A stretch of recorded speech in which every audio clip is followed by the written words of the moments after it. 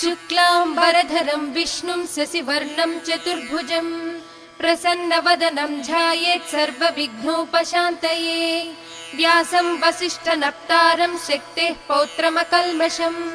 पराशरात्मजं वन्दे शुकतातं तपोनिधिं।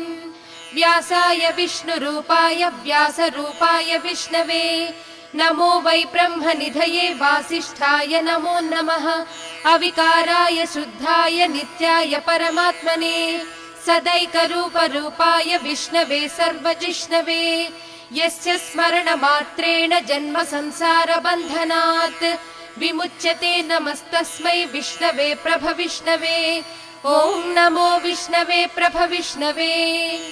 श्रीवैशम्पायन उवाच श्रुत्वा धर्मानशेषेण पावनानि च सर्वशः युधिष्ठिरश्चान्तनवं पुनरेवाभ्यभाषत। युधिष्ठिर उवाच किमेकं दैवतं लोके किं वाप्येकं परायणम् स्तुवन्तः कं कमर्चन्तः प्राप्नुयुर्मानवाः शुभम्। को धर्मः सर्वधर्माणां भवतः परमो मतः किं जपन्मुच्यते जन्तुर्जन्म संसारबन्धनात्। श्रीभीष्म उवाच जगत्प्रभुं देवदेवमनन्तं पुरुषोत्तमं स्तुवन्नाम सहस्रेण पुरुषः सततोत्थितः। तमेव चार्चयन् नित्यं भक्त्या पुरुषमव्ययम् ध्यायन् स्तुवन् नमस्यंश्च यजमानस्तमेव च। अनादिनिधनं विष्णुं सर्वलोकमहेश्वरम् लोकाध्यक्षं स्तुवन् नित्यं सर्वदुःखातिगो भवेत्। ब्रह्मण्यं सर्वधर्मज्ञं लोकानां कीर्तिवर्धनम् लोकनाथं महद्भूतं सर्वभूतभवोद्भवम्। येष मे सर्वधर्माणां धर्मोऽधिकतमो मतः यद्भक्त्या पुण्डरीकाक्षं स्तवैरर्चेन्नरः सदा। परमं यो महत्तेजः परमं यो महत्तपः परमं यो महद्ब्रह्म परमं यः परायणम्। पवित्राणां पवित्रं यो मङ्गलानां च मङ्गलम् दैवतं देवतानां च भूतानां यो व्ययः पिता। यतः सर्वाणि भूतानि भवन्त्यादियुगागमे यस्मिंश्च प्रलयं यान्ति पुनरेव युगक्षये। तस्य लोकप्रधानस्य जगन्नाथस्य भूपते विष्णोर्नाम सहस्रं मे शृणु पापभयापहम्। यानि नामानि गौणानि विख्यातानि महात्मनः ऋषिभिः परिगीतानि तानि वक्ष्यामि भूतये। विष्णोर्नाम सहस्रस्य वेदव्यासो महान् ऋषिः छन्दोनुष्ठुप् तथा देवो भगवान् देवकीसुतः। अमृतांशोद्भवो बीजं शक्तिर्देवकी नन्दनः त्रिसामा हृदयं तस्य शान्त्यर्थे विनियुज्यते। विष्णुं जिष्णुं महाविष्णुं प्रभविष्णुं महेश्वरम् अनेकरूपदैत्यान्तं नमामि पुरुषोत्तमम्। अस्य श्रीविष्णोर्दिव्यसहस्रनाम स्तोत्र महामन्त्रस्य श्रीवेदव्यासो भगवान् ऋषिः अनुष्ठुप् छन्दः। श्रीमहाविष्णुः परमात्मा श्रीमन्नारायणो देवता अमृतांशोद्भवो भानुरिति बीजम् देवकी नन्दन स्रष्टेति शक्तिः उद्भवक्षोभणो देव इति परमो मन्त्रः। शङ्खबृन्नन्दकी चक्रीति कीलकम् शाङ्गधन्वा गदाधर इत्यस्त्रम् रथाङ्गपाणिरक्षोभ्य इति नेत्रम् त्रिसामा सामगः सामेति कवचम् आनन्दं परब्रह्मेति योनिः ऋतुः सुदर्शनः काल इति दिग्बन्धः श्रीविश्वरूप इति ध्यानम्। श्रीमहाविष्णुप्रीत्यर्थे श्रीसहस्रनाम जपे विनियोगः। ध्यानम् क्षीरोदन्वत्प्रदेशे शुचिमणिविलसत्सैकते मौक्तिकानां माला क्लुप्तासनस्तस्फटिकमणिनिभैर्मौक्तिकैर्मण्डिताङ्गः शुभ्रैरभ्रैरदभ्रैरुपरि विरचितैर्मुक्तपीयूषवर्षैः आनन्दीनः पुनीयादरिनलिन गदा शङ्खपाणिर्मुकुन्दः। भूः पादौ यस्य नाभिर्वियदसुरनिलश्चन्द्र सूर्यौ च नेत्रे कर्णावासाः शिरोद्यौर्मुखमपि दहनो यस्य वास्तेयमब्धिः अन्तस्थं यस्य विश्वं सुरनरखगो भोगि गन्धर्व दैत्यैः चित्रं रम्यते तं त्रिभुवन वपुषं विष्णुमीशं नमामि। ॐ नमो भगवते वासुदेवाय। शान्ताकारं भुजगशयनं पद्मनाभं सुरेशं विश्वाधारं गगनसदृशं मेघवर्णं शुभांगं लक्ष्मीकान्तं कमलनयनं योगिहृद्ध्यानगम्यं वन्दे विष्णुं भवभयहरं सर्वलोकैकनाथं मेघश्यामं पीतकौसेयवासं श्रीवत्साङ्कं कौस्तुभोद्भासिताङ्गं पुण्योपेतं पुण्डरीकायताक्षं विष्णुं वन्दे सर्वलोकैकनाथम् नमः समस्तभूतानाम् आदिभूताय भूभृते अनेकरूपरूपाय विष्णवे प्रभविष्णवे सशङ्खचक्रं सकिरीटकुण्डलं सपीतवस्त्रं सरसीरुहेक्षणं सहारवक्षस्थलशोभिकौस्तुभं नमामि विष्णुं शिरसा चतुर्भुजम् छायायां पारिजातस्य हेमसिंहासनोपरि आसीनमम्बुदश्याममायताक्षमलङ्कृतम् चन्द्राननं चतुर्बाहुं श्रीवत्साङ्कितवक्षसं रुक्मिणी सत्यभामाभ्यां सहितं कृष्णमाश्रये हरिः ओम् विश्वं विष्णुर्वषट्कारो भूतभव्यभवत्प्रभुः भूतकृद्भूतभृद्भावो भूतात्मा भूतभावनः पूतात्मा परमात्मा च मुक्तानां परमागतिः अव्ययः पुरुषः साक्षी क्षेत्रज्ञोऽक्षर एव च योगो योगविदां नेता प्रधानपुरुषेश्वरः नारसिंहवपुः श्रीमान् केशवः पुरुषोत्तमः सर्वस्सर्वशिवस्थाणुर्भूतादिर्निधिरव्ययः सम्भवो भावनो भर्ता प्रभवः प्रभुरीश्वरः स्वयंभूशम्भुरादित्यः पुष्कराक्षो महास्वनः अनादिनिधनो धाता विधाता धातुरुत्तमः अप्रमेयो हृषिकेशः पद्मनाभो मरप्रभुः विश्वकर्मा मनुस्त्वष्टा स्थविष्ठस्थविरो ध्रुवः अग्राह्यः शाश्वतः कृष्णो लोहिताक्षः प्रतर्दनः प्रभूतस्त्रिककुद्धाम पवित्रं मङ्गलं परम् ईशानः प्राणदः प्राणो ज्येष्ठः श्रेष्ठ प्रजापतिः हिरण्यगर्भो भूगर्भो माधवो मधुसूदनः ईश्वरो विक्रमी धन्वी मेधावी विक्रमः क्रमः अनुत्तमो दुराधर्ष कृतज्ञ कृतिरात्मवान् सुरेशः शरणं शर्म विश्वरेतः प्रजाभवः अहः संवत्सरो व्याळः प्रत्ययः सर्वदर्शनः अजः सर्वेश्वरः सिद्धः सिद्धिः सर्वादिरच्युतः वृषा कपिरमेयात्मा सर्वयोग विनिसृतः वसुर्वसुमनः सत्यः समात्मा संमितः समः अमोघः पुण्डरीकाक्षो वृषकर्मा वृषाकृतिः रुद्रो बहुशिरा बभ्रुर्विश्वयोनिः शुचिस्रुवाः अमृतः शाश्वतस्थाणुर्वरारोहो महातपाः सर्वगः सर्वविद्भानुर्विक्ष्वक्सेनो जनार्दनः वेदो वेदविदव्यङ्गो वेदाङ्गो वेदवित्कविः लोकाध्यक्षः सुराध्यक्षो धर्माध्यक्ष कृताकृतः चतुरात्मा चतुर्व्यूहश्चतुर्दंष्टश्चतुर्भुजः भ्राजिष्णुर्भोजनं भोक्ता सहिष्णुर्जगदादिजः अनघो विजयो जेता विश्वयोनिः पुनर्वसुः उपेन्द्रो वामनः प्रांशुरमोघः सुचिरूर्जितः अतीन्द्रः सङ्ग्रहः सर्गो धृतात्मा नियमो यमः वेद्यो वैद्यः सदा योगी वीरः माधवो मधुः अतीन्द्रियो महामायो महोत्साहो महाबलः महाबुद्धिर्महावीर्यो महाशक्तिर्महाद्युतिः अनिर्देश्य वपुः श्रीमान् अमेयात्मा महाधृधृत् महेश्वासो महीभर्ता श्रीनिवासः सताङ्गतिः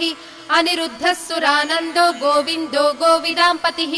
मरीचिर्दमनो हंसः सुपर्णो भुजगोत्तमः हिरण्यनाभः सुतपः पद्मनाभः प्रजापतिः अमृत्युः सर्वदृक्सिंहः सन्धाता सन्धिमान् स्थिरः अजो दुर्मर्शनः शास्ता विश्रुतात्मा सुरारिः गुरुर्गुरुतमो धामः सत्यः सत्यपराक्रमः निमिषो निमिषस्रग्वी वाचस्पतिरुदारधीः अग्रणी ग्रामणि श्रीमान् न्यायो नेता समीरणः सहस्रमूर्धा विश्वात्मा सहस्राक्ष सहस्रपात् आवर्तनो निवृत्तात्मा संवृतः सम्प्रमर्दनः अहः संवर्तको वह्निरनिलो धरणीधरः सुप्रसादः प्रसन्नात्मा विश्वदृग्विश्वभुग्विभुः सत्कर्ता सत्कृतः साधुर्जह्नुर्नारायणो नरः असंख्येयो प्रमेयात्मा विशिष्टः शिष्टकृच्छुचिः सिद्धार्थः सिद्धसङ्कल्पः सिद्धिदः सिद्धिसाधनः वृषाही वृषभो विष्णुर्वृषपर्वा वृषोदरः वर्धनो वर्धमानश्च विविक्तः श्रुतिसागरः सुभुजो दुर्धरो वाग्मी महेन्द्रो वसुदो वसुः नैकरूपो बृहद्रूपः सिपिविष्टप्रकाशनः ओजस्तेजोद्युतिधरः प्रकाशात्मा प्रतापनः रुद्धः स्पष्टाक्षरो मन्तश्चन्द्रांशुर्भास्करद्युतिः अमृतांशूद्भवो भानुः शशिबिन्दुः सुरेश्वरः औषधं जगतः सेतुः सत्यधर्मपराक्रमः भूतभव्यभवन्नाथः पवनः पावनो नलः कामः कामकृत्कान्तः कामः कामप्रदः प्रभुः युगादिकृज्जुगावर्तो नैकमायो महाशनः अदृश्यो व्यक्तरूपश्च सहस्रजिदनन्तजित् इष्टो विशिष्टः शिष्टेष्टः शिखण्डी नहुषो वृषः क्रोधः क्रोधकृत्कर्ता विश्वबाहुर्महीधरः अच्युतः प्रदितः प्राणः प्राणदो वासवानुजः अपां निधिरधिष्ठानम् अप्रमत्तः प्रतिष्ठितः स्कन्दः स्कन्दधरो धुर्यो वरदो वायुवाहनः वासुदेवो बृहद्भानुरादिदेवः पुरन्दरः अशोकस्तारणस्तारः सूरः शौरिर्जनेश्वरः अनुकूलस्य तावर्तः पद्मी पद्मनिभेक्षणः पद्मनाभोरविन्दाक्षः पद्मगर्भः शरीरभृत् महद्भिर्रुद्धो वृद्धात्मा महाक्षो गरुडध्वजः अतुलः शरभो भीमः समयज्ञो हविर्हरिः सर्वलक्षणलक्षण्यो लक्ष्मीवान् समितिञ्जयः दिक्षरो रोहितो मार्गो हेतुर्दामोदरः सहः महीधरो महाभागो वेगवानमिताशनः उद्भवः क्षोभनो देवः श्रीगर्भः परमेश्वरः करणं कारणं कर्ता विकर्ता गहनो गुहः व्यवसायो व्यवस्थानः संस्थानस्थानदो ध्रुवः परर्धिः परमस्पष्टस्तुष्टः पुष्टः सुभेक्षणः रामो विरामो विरजो मार्गो नेयो नयोनयः वीरः शक्तिमतां श्रेष्ठो धर्मो धर्मविदुत्तमः वैकुण्ठः पुरुषः प्राणः प्राणदः प्रणवपृदुः हिरण्यगर्भः शत्रुघ्नो व्याप्तो वायुरधोक्षजः ऋतुः सुदर्शनः कालः परमेष्ठी परिग्रहः उग्रः संवत्सरो दक्षो विश्रामो विश्वदक्षिणः विस्तारस्थावरस्थाणुः प्रमाणं बीजमव्ययम् अर्धोऽनर्धो महाकोशो महाभोगो महाधनः अनिर्विण्णस्तविष्ठो भूधर्मयूपो महामकः नक्षत्रनेमिर्नक्षत्री क्षमः क्षामः समीहनः यज्ञ इज्यो महेज्यश्च क्रतुः सत्रं सताङ्गतिः सर्वदर्शी निवृत्तात्मा सर्वज्ञो ज्ञानमुत्तमम् सुव्रतः सुमुखः सूक्ष्मः सुघोषः सुखदः सुहृत् मनोहरो जितक्रोधो वीरबाहुर्विदारणः स्वापनः स्ववशो व्यापी नैकात्मा नैककर्मकृत् वत्सरो वत्सलो वत्सी रत्नगर्भो धनेश्वरः धर्मगुद्धर्मकृद्धर्मी सदसक्षरमक्षरम् अविज्ञाता सहस्रांशुर्विधाता कृतलक्षणः गभस्तिनेमिः सत्त्वस्थः सिंहो भूतमहेश्वरः आदिदेवो महादेवो देवेशो देवभृद्गुरुः उत्तरो गोपतिर्गोप्ता ज्ञानगम्यः पुरातनः शरीरभूतभृद्भोक्ता कपीन्द्रो भूरि दक्षिणः सोमपोमृतपः सोमः पुरुजित्पुरुसत्तमः विनयो जयः सत्यसन्धो दासार्हः सात्वतां पतिः जीवो विनयिता साक्षी मुकुन्दो मितविक्रमः अम्भो निधिरनन्तात्मा महोदधिसयोऽन्तकः अजो महार्हः स्वाभाव्यो जिता मित्रः प्रमोदनः आनन्दो नन्दनो नन्दः सत्यधर्मा त्रिविक्रमः महर्षिः कपिलाचार्यः कृतज्ञो मेदिनीपतिः त्रिपदस्त्रिदशाध्यक्षो महाशृङ्गः कृतान्तकृत् महावराहो गोविन्दः सुषेणः कनकाङ्गदी गुह्यो गभीरो गहनो गुप्तश्चक्रगदाधरः वेधास्वाङ्गोजितः कृष्णो दृढः सङ्कर्षणोच्युतः वरुणो वारुणो वृक्षः पुष्कराक्षो महामनाः भगवान् भगः नन्दी वनमाली हलायुधः आदित्यो ज्योतिरादित्यः सहिष्णुर्गतिसत्तमः सुधन्वा खण्ड परशुद्धारुणो द्रविणप्रदः दिवस्पृक् सर्वदृग्व्यासो वाचस्पतिरयो निजः त्रिसामासामगः साम निर्वाणं भेषजं भिषक् सन्न्यासकृच्चमस्यान्तो निष्ठा शान्तिपरायणम् शुभाङ्गः शान्तिदः स्रष्टा कुमुदः कुवलेशयः गोहितो गोपतिर्गोप्ता वृषभाक्षो वृषप्रियः अनिवर्ती निवृत्तात्मा संक्षेप्ता क्रेमकृच्छिवः श्रीवत्सवक्षः श्रीवासः श्रीपतिः श्रीमताम्बरः श्रीधः श्रीशः श्रीनिवासः श्रीनिधिः श्रीविभावनः श्रीधरः श्रीकरः श्रेयः श्रीमान् लोकत्रयाश्रयः स्वक्षस्वङ्घस्यतानन्दो नन्दिर्ज्योतिर्गणेश्वरः विजितात्मा विधेयात्मा सत्कीर्तिश्चिन्न संशयः उदीर्णः सर्वतश्चक्षुरनीशः शाश्वतस्थिरः भूषयो भूषणो भूतिर्विशोकः शोकनाशनः अर्चिष्मानर्चितः कुम्भो विशुद्धात्मा विशोधनः अनिरुद्धो प्रतिरथः प्रद्युम्नो मितविक्रमः कालनेमिनिः वीरः शौरिः शूरजनीश्वरः त्रिलोकात्मा त्रिलोकेशः केशवः केशिः हरिः कामदेवः कामपालः कामी कान्तः कृतागमः अनिर्देश्य वपुर्विष्णुर्वीरोऽनन्तो धनञ्जयः ब्रह्मण्यो ब्रह्मकृद्ब्रह्मा ब्रह्म ब्रह्म विवर्धनः ब्रह्मविद्ब्राह्मणो ब्रह्मी ब्रह्मज्ञो ब्राह्मणप्रियः महाक्रमो महाकर्मा महातेजा महोरगः महाक्रतुर्महायज्वा महायज्ञो महाहविः स्तव्यस्तव प्रियस्तोत्रम् स्तुतिस्तोतारणप्रियः पूर्णः पूरयिता पुण्यः पुण्यकीर्तिरनामयः मनोजवस्तीर्धकरो वसुरेता वसुप्रदः वसुप्रदो वासुदेवो वसुर्वसुमनाहविः सद्गतिः सत्कृतिः सत्ता सद्भूतिः सत्परायणः शूरसेनो यदुश्रेष्ठः सन्निवासः सुयामुनः भूता वासो वासुदेवः सर्वासु निलयो नलः दर्पः दर्पदो दृप्तो दुर्धरो धापराजितः विश्वमूर्तिर्महामूर्तिर्दीपमूर्तिरमूर्तिमान् अनेकमूर्तिरव्यक्तः शतमूर्तिः शताननः एको नैकः स वः कः किं यत्तत्पदमनुत्तमम् लोकबन्धुर्लोकनाथो माधवो भक्तवत्सलः सुवर्णवर्णो हेमाङ्गो वराङ्गश्चन्दनाङ्गदी वीराः विषमः शून्यो घृताशीरचलश्चलः अमानी मानदो मान्यो लोकस्वामी त्रिलोकधृत् सुमेधा मेधजो धन्यः सत्यमेधाधराधरः तेजो वृषोद्युतिधरः सर्वशस्त्रभृताम्बरः प्रग्रहो निग्रहो व्यग्रो नैकः शृङ्गो गदाग्रजः चतुर्मूर्तिश्चतुर्बाहुश्चतुर्व्यूहश्चतुर्गतिः चतुरात्मा चतुर्भावश्चतुर्वेद विदेकपात्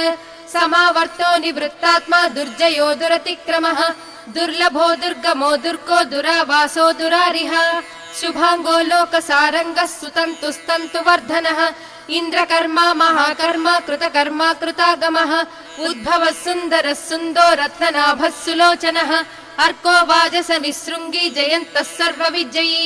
सुवर्णबिन्दुरक्षोभ्यः सर्ववागीश्वरेश्वरः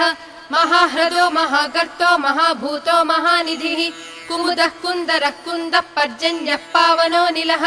अमृतांशो मृतवपुः सर्वज्ञः सर्वतोमुखः सुलभः सुव्रतः सिद्धः शत्रुजित् शत्रुतापनः न्यग्रोधो दुम्बरोश्वत्तश्चाणूरान्ध्रनिषूदनः सहस्रार्चिः सप्तजिह्वः सप्तैधा सप्तवाहनः अमूर्तिरनघोचिन्त्यो भयकृद्भयनाशनः अणुर्बृहत्कृशस्थूलो गुणभृन्निर्गुणो महान् अधृतस्वधृतस्वास्थ्यः प्राग्वंश्यो वंशवर्धनः भारभृत्कथितो योगी योगीशः सर्वकामदः आश्रमश्रमणक्षामः सुपर्णो वायुवाहनः धनुर्धरो धनुर्वेदो दण्डो दमयिता दमः अपराजितः सर्वसहो नियन्ता नियमो यमः सत्त्ववान् सात्विकः सत्यः सत्यधर्मपरायणः अभिप्रायः प्रियार्होर्हः प्रियकृत्प्रीतिवर्धनः विहाय सगतिर्ज्योतिः सुरुचिः हुतभुग्विभुः रविर्विलोचनः सूर्यः सविता रविलोचनः अनन्तो हुतभुग्भोक्ता सुखदो नैकदोऽग्रजः अनिर्विण्णः सदामर्षि लोकाधिष्ठानमद्भुतः सनातनस्तमः कपिलः कपिरव्ययः स्वस्तिदः स्वस्तिकृत् स्वस्ति स्वस्ति भुक् स्वस्ति दक्षिणः अरौद्रः कुण्डली चक्री विक्रम्यूर्जितशासनः शब्दादिगः शब्दसः शिशिरः शर्वरीकरः अक्रूरः पेशलो दक्षो दक्षिणः क्षमिनाम्बरः विद्वत्तमो वीतभयः पुण्यश्रवणकीर्तनः